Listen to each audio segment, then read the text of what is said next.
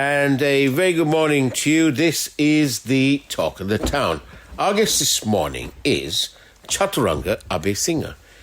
Chathuranga Abeysinghe is an executive committee member of the NPP. Good morning to you, Chathuranga. Good morning, sir. Darren, you're a bit disappointed, aren't you, really?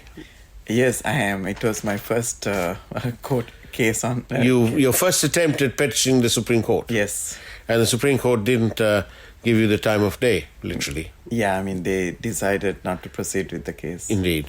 Of course, and that was to do with the EPF, right? Yeah, so the case was on the inequitable treatment of the EPF holders and passing the whole burden of the debt restructuring on the superannuation funds, where around the globe it has not happened. Now that you've lost that attempt at, trying to petition the Supreme Court, do you think that you and your party will now lobby efforts to amend the EPF Act in some way that will ensure that there will always be an equitable return for its members based on current market conditions and so on? So some sort of formula. That's a good suggestion for us. We haven't thought about it in that sense. Yeah. But however, what we are seeing is the weakness of the EPF Act in terms of representation also. Right. Because now it's under the monetary board. Yes. And the thing that happened, which is the conflict of interest, can happen in future as well. Yeah. Because the board decides to invest, the government goes bankrupt. Yeah. And then the board decides to default or reduce the returns. Yeah. So obviously there needs to be a fresh look at what the superannuation funds meant to be, and also to ensure that the rights of the fund members are being more protected in a statutory manner that which can challenge at any point. And you and I and everybody else listening to us knows that the economic conditions are quite severe out there.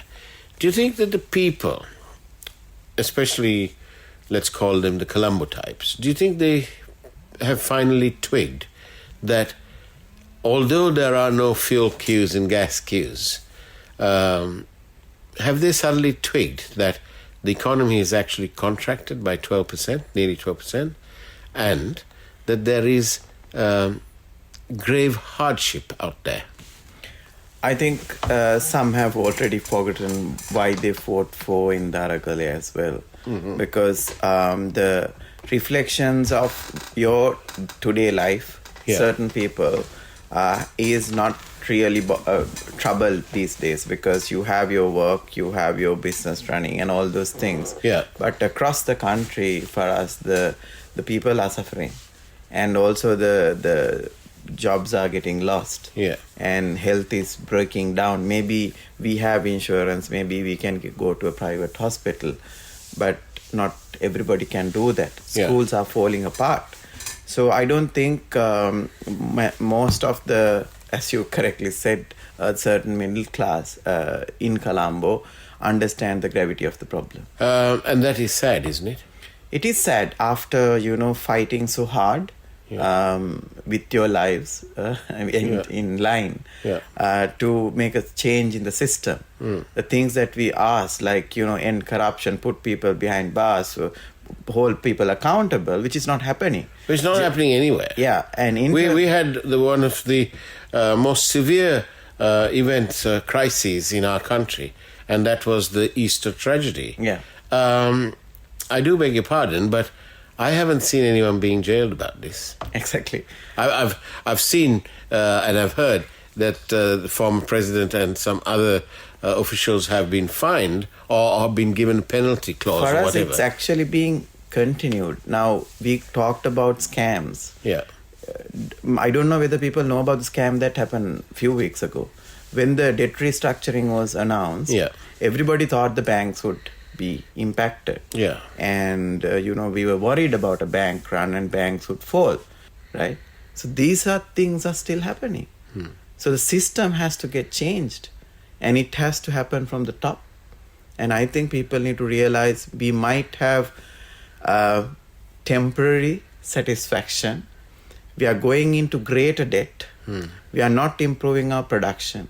We are not fixing our education and health. And the gravity of the problem is severe down there. And an erupt could be much worse than the Aragale we saw, which would be out of control for all of us. So we need to be very careful and be wise as educated and people who have seen the world to work hard on democracy, work hard on justice, work hard on a political, cultural change. Without that, no country for us has come out of this kind of a crisis by the same people who has made the crisis. We need new leaders, we need new team to give inspiration for all of us to work harder and greater and see that dream to come through without everybody trying to file for your PR and, do IELTS and go out of this country. Chathuranga Abeysinghe, thank you very much for being on the Talk of the Town. It's now time to rejoin Domina Sanka on the Morning Fix. Thank you.